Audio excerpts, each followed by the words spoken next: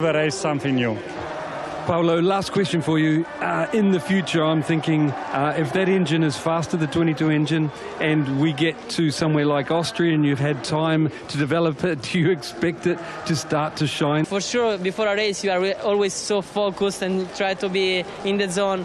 But now everything is a bit lost, because we are just waiting. We don't know what to do. Maybe we go out, maybe we go in, maybe we cannot go. It's a pity, and also I would like to race in a normal condition with wet, but normal condition, because I would like to try the MotoGP bike on rain. But at the moment, seems a bit too much, let's say. Fabio, I imagine the team and Ducati have so much experience in the wet, they just put a setting that they tell you will work.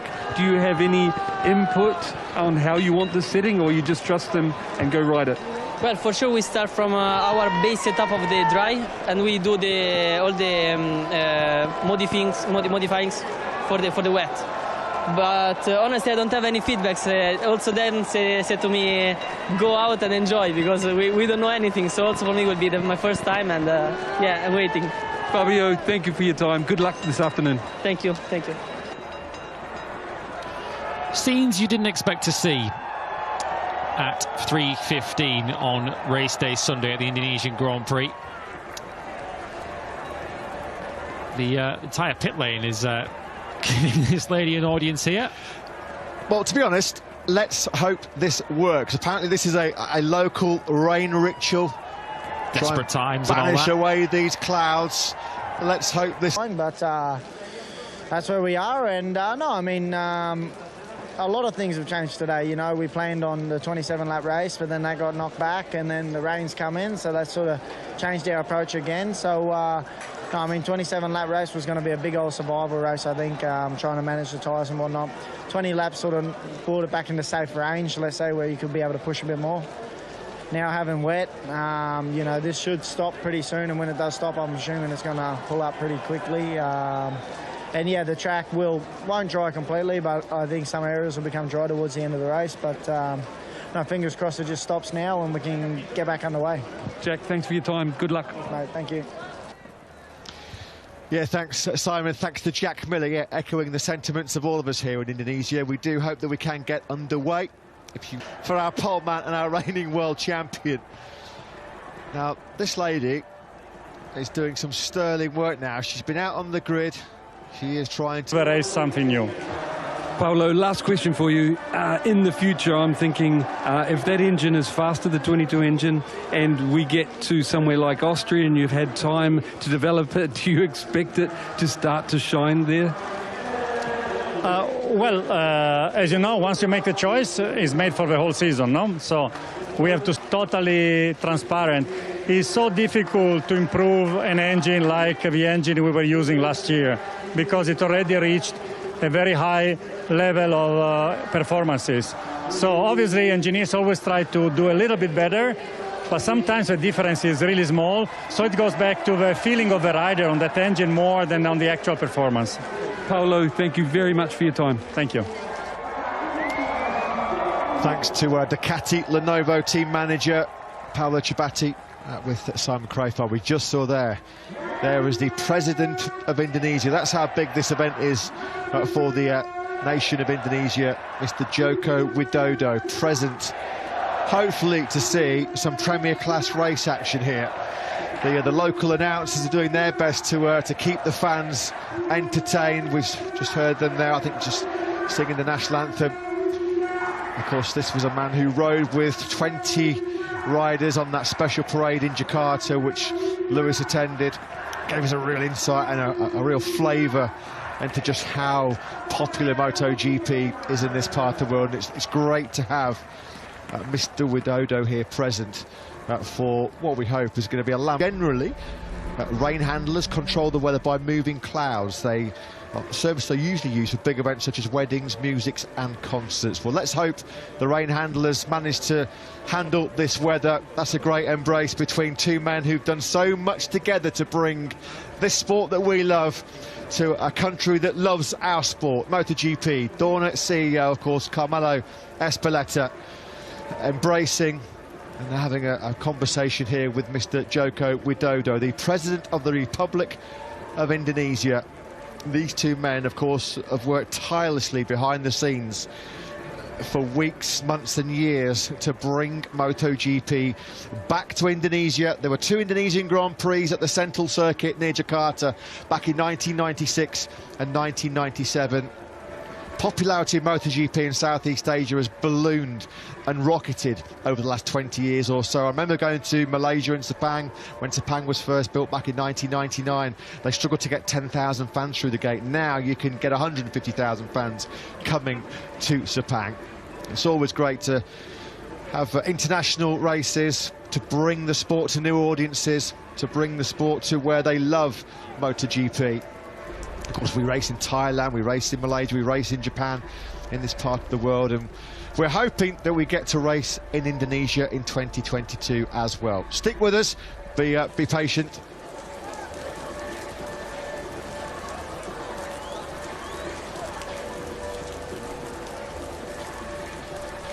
It's been one of the regrets, hasn't it, amongst many of the last 2 or 3 years, of course. Here, the grandstands, this is Franco Ancini and Lois Capirossi.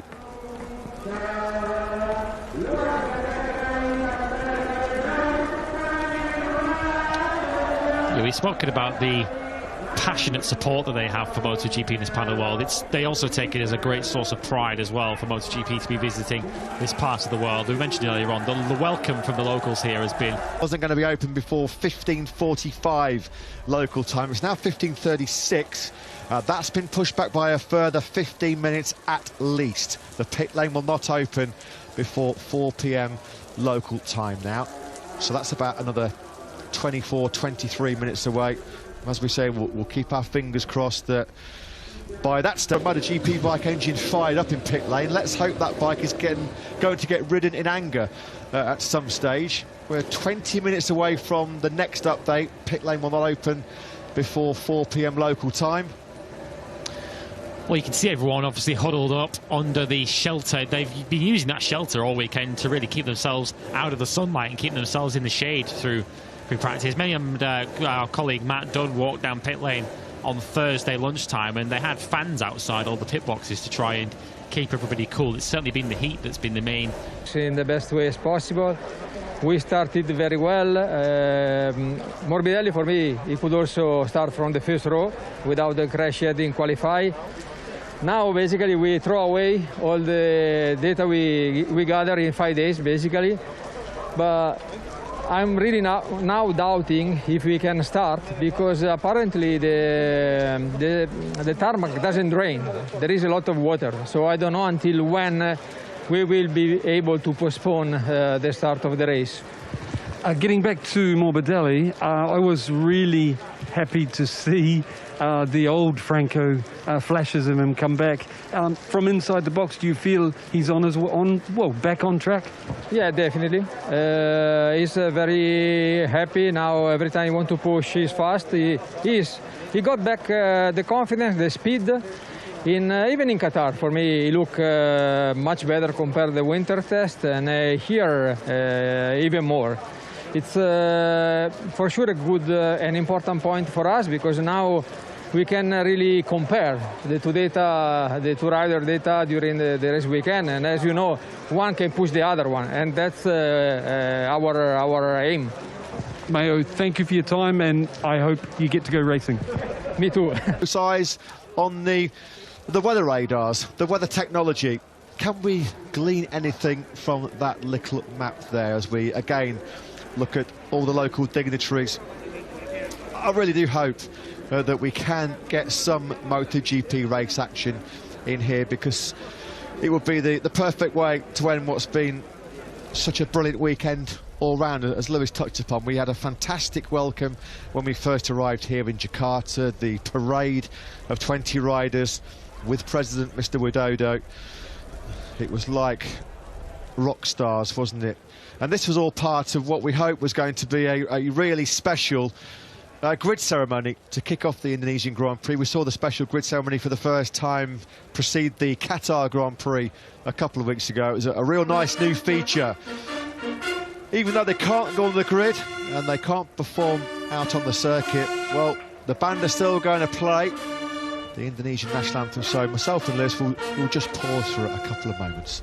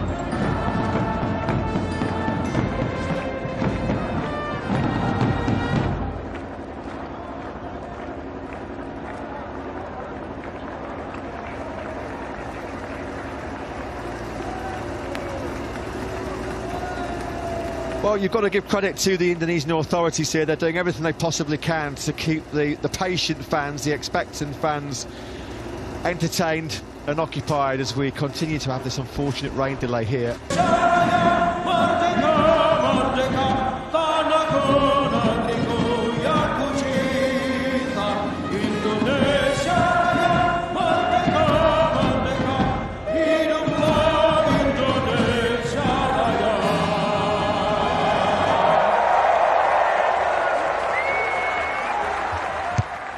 A rousing and fantastic rendition of the Indonesian national anthem.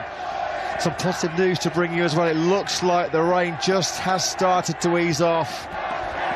Sure, that made the hairs on the back of your neck stand up, didn't it? The band there playing in front of the president, Mr. Joko Widodo. The fans putting their heart and soul into that national anthem as well. What a picture that is. Great scenes here. That's why we are so desperate to give these fans the show that they came for, the show that they have been waiting for 25 years. We're 10 minutes away from what we hope will be the pit lane opening. And this is the reason why we have the new 15-minute start procedure in place, the shorter start procedure, is if there is a window in the weather where it does ease off, they want to make the most of it, because of course there's every chance if it does ease off that the rain could intensify once again later on. So a sensible application of the rules, where if we do get a little bit of a gap in the weather where we can get a race, and it's important to capitalise on it as soon as we can. The fans there getting the pictures that they'll cherish for many a year to come.